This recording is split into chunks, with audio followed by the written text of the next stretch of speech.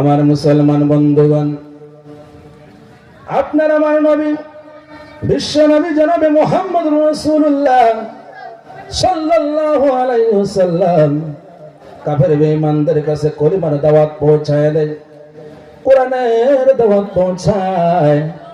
কাফের বেঈমানেরা বলে, এ মুহাম্মদ, তুমি যে কোরআন বলো, তুমি যে কোরআন তেলাওয়াত করে আমাদেরকে শোনাও, এ মুহাম্মদ, তুমি তো এইগুলা আরবি বাক্য বানায় বানায় বলো। নাউজুবিল্লাহ, নবীজি বানায় কও? নবীজি বানায় বলছে কোনোদিন না।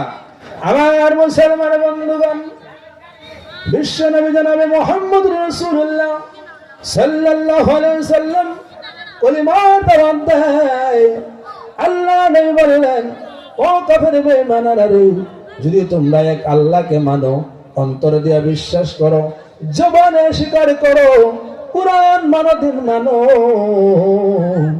আল্লাহ পাক দুনিয়া এবং আখিরাতে দুনো জগতের মধ্যে তোমাদেরকে ইজ্জত বাড়ায়া দিবে।